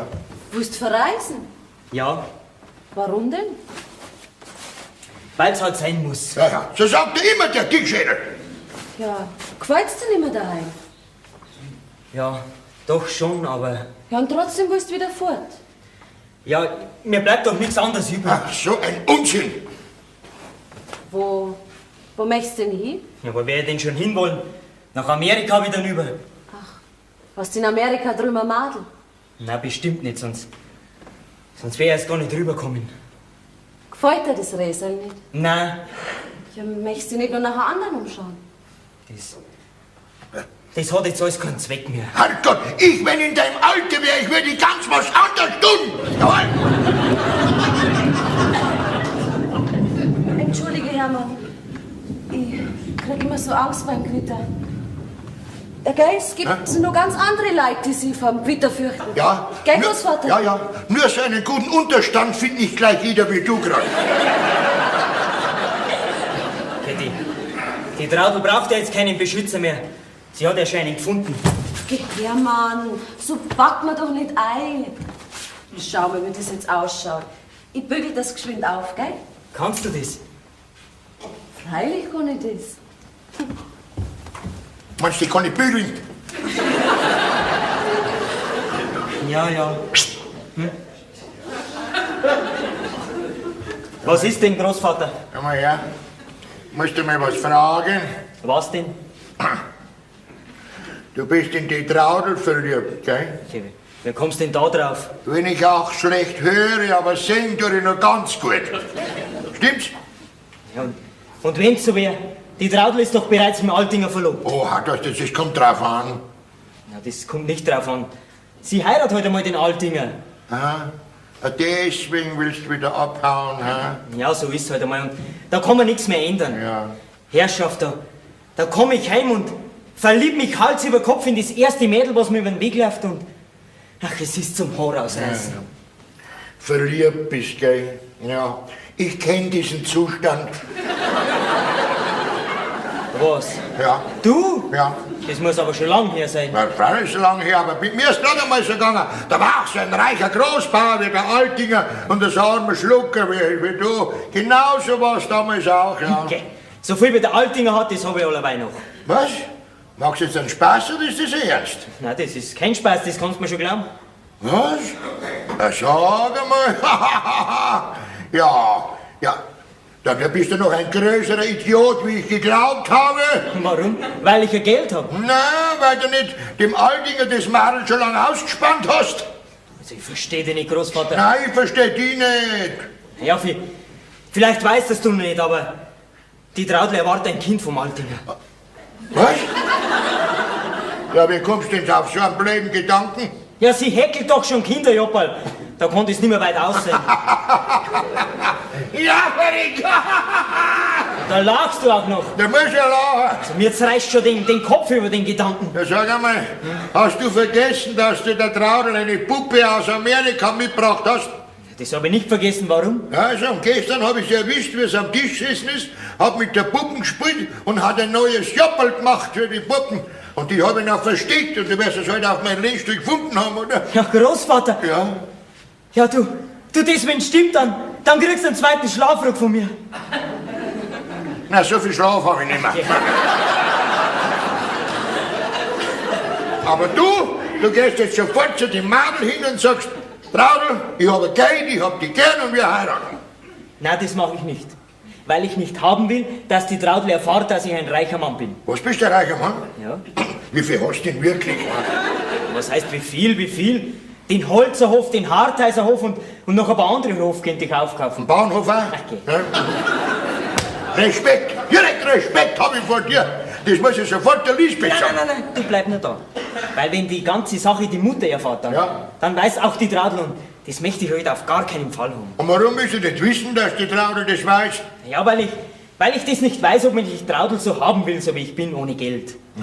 Ja, und dann ist doch mein Altinger verlobt.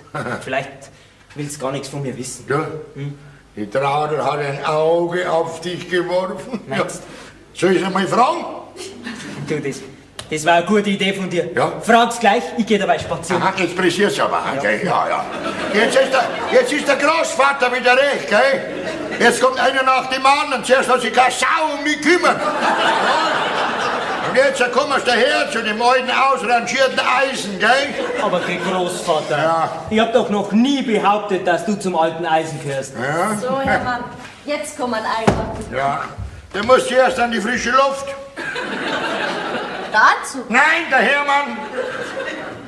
Warum ist er nicht gut? Ja, weißt Traudel, ich hab jetzt auf einmal so arge Kopfschmerzen. Jawohl, und bei Kopfschmerzen hilft nur frische Luft. Ja, genau. Ach, da weiß der Hartheiser draußen und möchte unbedingt mit dir reden. Schafft der Hartheiser, Ja. das passt mir jetzt gar nicht. Du Großvater, red du mit dem Hartheiser, du weißt schon warum. Ja, Ich genau. gehe jetzt an die Luft, gell?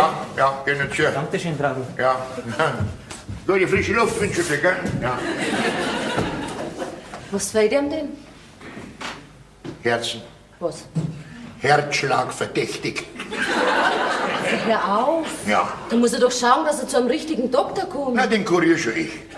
Du? Ja. Verstehst du drauf? Auf dieses Leiden schon, ja. Jetzt gehst du zum Hartheiser raus und sagst, der Hermann ist nicht da und er soll zu mir kommen, mit mir kann er sich auch unterhalten, gell? Ist schon recht, Großvater. Ja. Hartheiser? Willst du Großvater reinkommen? Grüß Gott. Ja. Ist der Hermann nicht da? Nein, der ist nicht da. Sitzt die her zu mir, komm, Hartheiser. Also, das ist schon eine blöde Geschichte, ist das. Was ist denn eine blöde Geschichte? Ja, die Geschichte mit dem Hermann nicht. Aber ich kann mit dir auch reden. Ja, Freilich, schauen wir mal. Ne? Vielleicht kannst du mir einen guten Rat geben. Aha, schon wieder einer. Gut, in Ordnung. Also pass auf, du weißt doch, dass sich meine Tochter auch einen Hermann in den Kopf gesetzt hat, nicht? Ja, Kunststück ist auch ein Prachtbursch.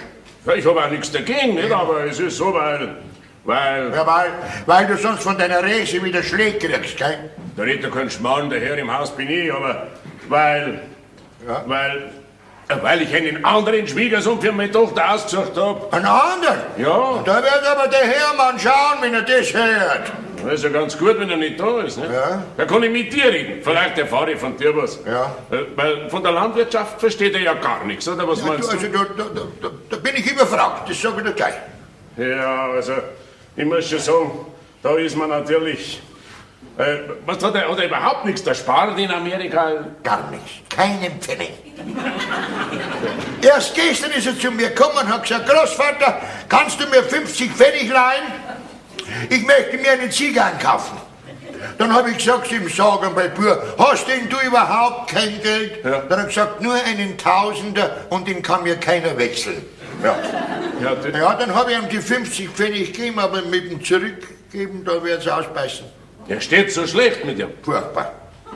Ja, da muss ich nur mal mit meiner Tochter reden. Na, also da muss ich sagen, dass mir der Heimal bin ich als Schwiegersohn wesentlich lieber. Der Heimalbühne war genau richtig. Der versteht was von Ackerbau und Viehzucht und hat 16 Stück Vieh im Stall. Der Herr, und 16 Stück Vieh ist immer noch besser wie ein Tausender, den keiner wechseln kann. Genau. Ja, Du musst mir helfen. ja, wie denn? Du musst schauen, dass der Hermann mir das aus seinem Kopf rausbringt. Verstehst Pass auf. du? Sie darf nicht dein Schaden sein. Ja, Pass auf, was? da hast du mal gleich das 50er, das wo dir der Hermann abgeknüpft hat. Du bist aber nobel. Das macht nichts, nicht schlecht. Aber jetzt, wir müssen unbedingt auseinander. Das kann jetzt gleich kosten, was es mag. Ja, Aber jetzt mir noch mehr 50er kostet, ja her. Lass dir irgendwas einfallen, dass ihm aufs Heiraten der Appetit vergeht. Weißt du was? Ich werde dem Hermann sagen, dass deine Tochter, die Resi, die hinfallende Krankheit hat. Ne? Die ist ja sowieso vom Heibung einmal runtergefallen, dann fällt sie nicht auf. Ne? Genau. Und ich sag zu meiner Tochter, dass der Hermann spinnt, dass er einen Vogel hat, dass er mondsüchtig ist. Ja, sagst mondsüchtig ist er, der Hermann. Jawohl, das sagen wir ja. Das sagen wir ja. Ja, der Hermann. Was ist der Herr? Ja, Vater. Ja. Ja, was tust denn du da? Ja, dasselbe, was du auch tust. Ich will mit dem Hermann reden. Ich auch. So? Was hättest denn du mit ihm zu reden? Ach, das kann ich mir schon denken, gell? Aber das sage ich dir. Du fei da ja keinen Schmarrn erzählen, weil sonst kannst nämlich was da leben, ja? Geh, du kommst bei dem vor, nicht? Ist doch wahr, eh? Ach, geh. Jetzt einmal ganz was anderes. Was denn? Wer meinst, wer bei uns gerade auf dem Hof da war? Wer? Der Heimerl-Bini. Der Bini? Ja. Hast du ihn wenigstens gescheit bewirtet, ein Bier hingestellt, eine Brotzeit für sie gekehrt? Nein, das kannst du dingen. Ich hab gesagt, was willst denn du da? Nachdem ich jetzt die Braut von einem studierten Amerikaner bin, will ich mit einem solchen geschürten Bauernrammel, wie du einer bist, nichts mehr zu tun haben. Brav, sehr brav. Ja. Jawohl, so hab ich ihm gesagt. Geh. Dann war er aufmüpfig geworden. Dann hab ich ihn gleich packt beim Hemd und bei der Hosen und hab ihn Stirn untergeschmissen. Jawohl, was glaubst du, wie der geschaut hat? Wie er drunter war. Ja, aber freilich. das macht man doch nicht, dass man einen Gast bei der Treppen unterschmeißt. Vielleicht können sie dir das Knack brechen. Das heißt Genick. Nein, das heißt Knack. Weil man sagt ja auch Knackwürst und nicht Genickwürst. aber der Mandi, der hinterm vorne, der arme Schlucker, der hinterm vorne gesagt, der spielt am Vogel hat er und mondsüchtig ist, der war der dann lieber, oder wie? Von wem redst denn du? Ja, richtig, vom Hermann. Der Hermann, der spinnt, der ist mondsüchtig, der steigt ja wie aufs Dach hinauf. Ja, Ja. die ganze Nacht steigt er drum um. Jesus Maria! An Josef hast du vergessen. Ja. Wirklich? Ja. Wo ist er denn jetzt? Der ist nicht daheim, vielleicht ist er wieder am Dach drum, kann auch sein. Ne? Dann steig ich jetzt rauf, weil Ja. das will ich wissen. Ja, schau nach, vielleicht das ist er will ich drum. jetzt wissen. Mutter. Ich geh auch. Das glaubt. Hat schon geklappt. Maria, glaubt mir, Junge. Der Hermann wird schauen, der wird lachen, wenn er hört, dass man der Hartheiser 50 Pfennig geschenkt hat, dass er mondsüchtig geworden ist. So, jetzt bin ich da. Ja, der Altinger, grüß Gott. Ist die Tradel fertig? Die Tradler strapazierst dich ganz umsonst. Gibt da kein mehr, so kann's weg. Die Tradel muss mit. Wo ist denn? Ja, die ist mit der Lisbeth zur Mühlen untergegangen. Die müssen bald wieder kommen. Gut, na warte. Ja, na was dabei. Ja, Glück muss der Mensch haben. Wieso? Ja. Wieso? Ja, weil ich gerade vom Hartheiser 2 x 50 Pfennig gekriegt hab. Den hab ich jetzt gerade weggesehen mit seiner Tochter. Ja, Was wollte er denn? er wollte auf Wiedersehen sagen, Hermann. Wieso? Ich hab mir gedacht, da tut sich was Nein. zwischen Hermann und dem Reser. Der Hermann dampft wieder ab.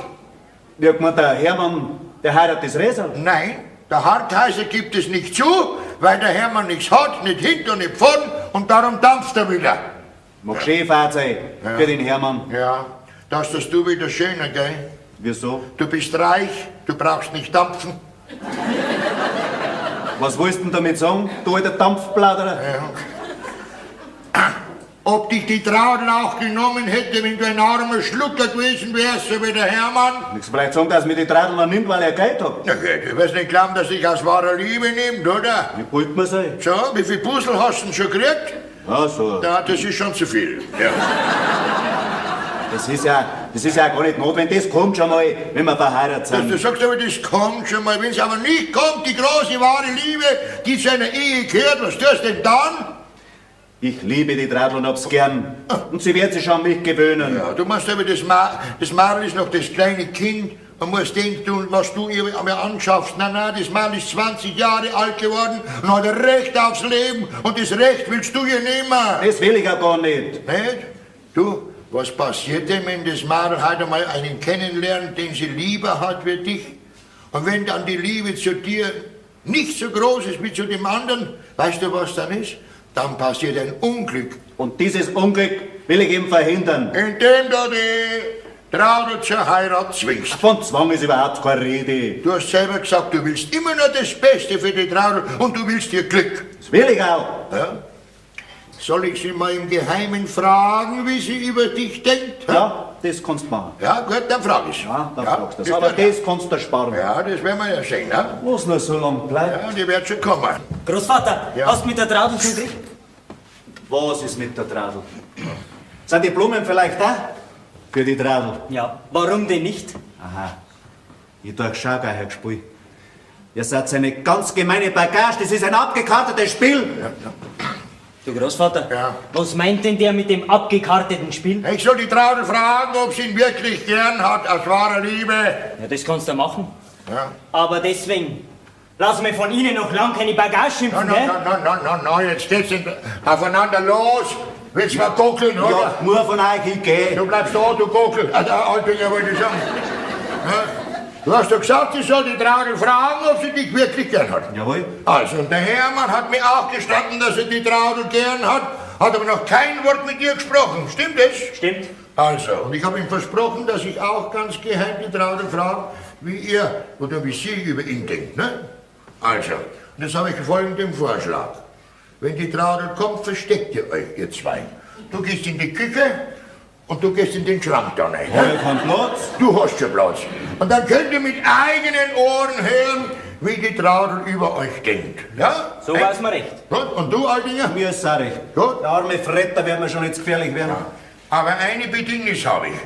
Ihr dürft euch nicht bemerkbar machen. Das Mädel darf nicht merken, dass wir ihr eine Komödie vorspielen. Habt ihr verstanden? Ich bin Mucksmeiselstein. Und das sag auch nichts. Ja, dann ist das. Jetzt komm, du gehst rein, kick und du sagst, dass du die Schrank wegkommst. Gell? Kann ich nicht, du hast schon bloß. Gell? Nur der Transport oben ist und so,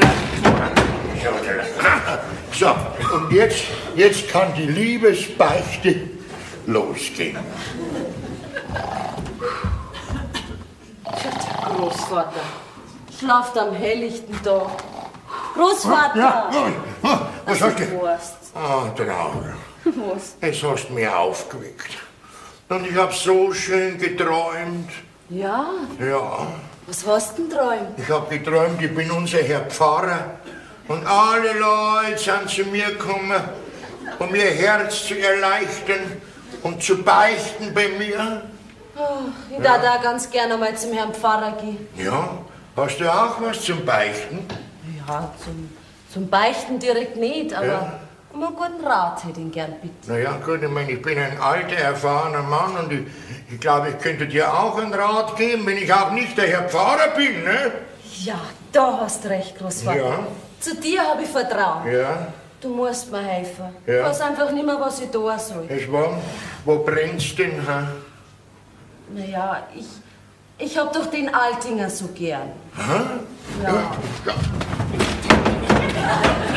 Sie fliegen, diese Lenken! So was, Bruder. Sie fliegen, geh alle weiter. Weißt, Großvater, Ja, seit meine Eltern gestorben sind, hat er sich um meine angenommen. Hat Ja. sich kümmert um mich wie um sein eigenes Kind. ja, Na, und ich habe immer gedacht, dass er Vaterstadt an mir vertritt. ja. Ja, und jetzt? Jetzt möchte er mir auf einmal heiraten. Und da bist du nicht damit einverstanden? Ja, schon, aber das ist nicht so einfach mit dem Altinger. Na, da musst du doch einen Grund dafür haben. Den habe ich auch. Ja, was ist denn das für ein Grund? Großvater, Ja, was? ich habe einen anderen gern. Einen anderen. Ja, was für einen anderen? Muss ich das sagen? Na, schau, jetzt bist du mal beim Beichten, ne? Ja, der Mann ist. Der Mann ist.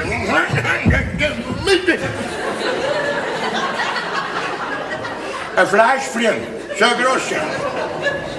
Großvater, Ja, ich möchte aber um Gottes Willen nicht haben, dass du dem Mann die erzählst, was ich da gerade gesagt habe. Ich darf mir jetzt totschammen.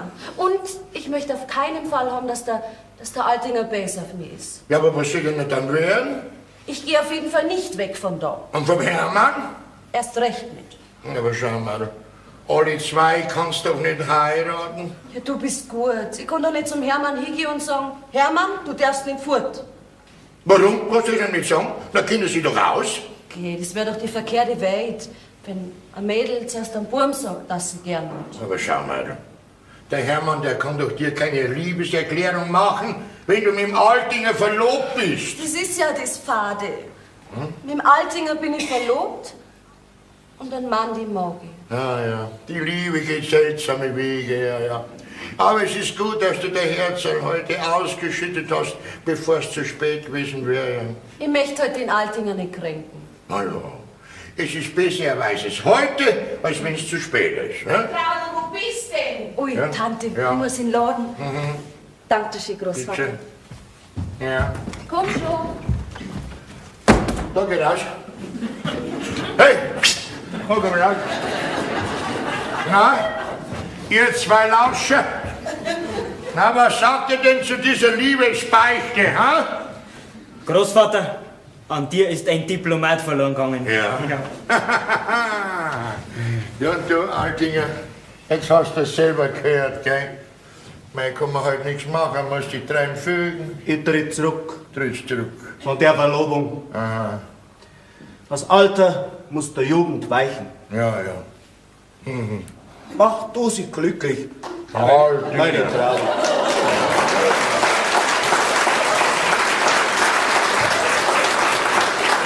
Altinger, nimm's doch nicht so tragisch.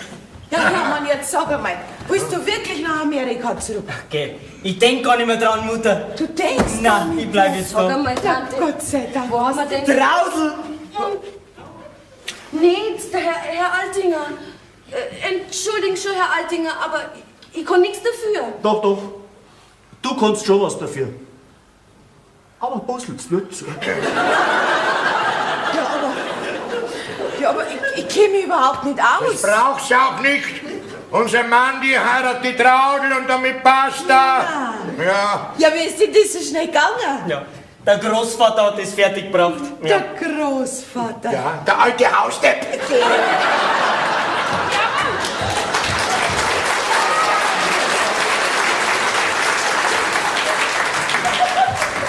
Jetzt geh mal her, Hermann. Jetzt muss ich dich fragen, auf Ehr und Seligkeit, ist das jetzt wirklich wahr? Bist du mondsüchtig? Was? Steigst du in der Nacht wirklich auf die Dächer umeinander? Also wenn das nicht stimmt, dann wird auf der Steig geheiratet. Sag einmal, Resal, wie kommst du auf so einen Gedanken? Ja, der Großvater hat es meinem Vater erzählt. Was? Ja, also wie gesagt, wenn es nicht stimmt, wird sofort geheiratet, gell? Es tut mir leid, Resal, der Hermann kann nicht mitgehen. Der ist nämlich bereits vergeben. Hä? Hermann, was soll denn das heißen? Willst du mir vielleicht den Mandy abspenstig machen? Wenn's nichts dagegen hast, schon. Hermann! Hermann, jetzt red, was soll das heißen? Resal, es tut mir leid, aber ich heirate die Traudel. Was? Ja. Also das ist doch wirklich die... Und du hockst da hinten umeinander und sagst kein Wort, hä? Ja, das stimmt schon. Also ich bin sprachlos. Das darf nicht wahr sein. Also gut, dann rutschst mir doch alle miteinander am Buckel runter und du erst recht, du Mordkerl, du!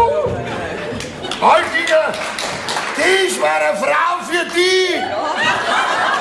Um Gottes Willen, da bleib ich lieber ledig. So ist sie recht, jetzt aber.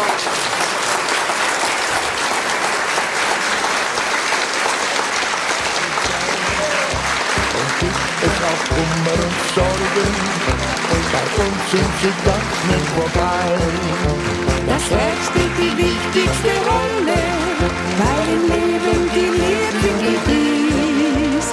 Und ist es auch noch so verworren, das Happy